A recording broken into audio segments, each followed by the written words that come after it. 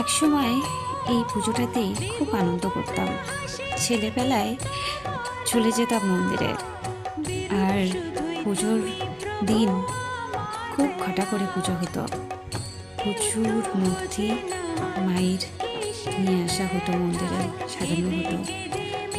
অনেক বছর পর এই মন্দিরে গিয়েছিলাম পুজো দিতে, আর অনেক স্মৃতি মনের পথে ভেসে উঠছিল বারবার। এই পুজোর পরে ঘরটা করে বড় যাত্রাপালা হতো গ্রামে, আর খুব আনন্দ করতাম।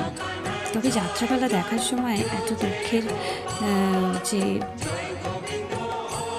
অভিনয়ের সময় চোখ থেকে টপটপ করে জল পড়তো। এইটা আসলে গ্রামের বনদেবীর পুজো। সবাই বলে বনবিবি, মা বনবিবি। ইনি খুব জাগ্রত।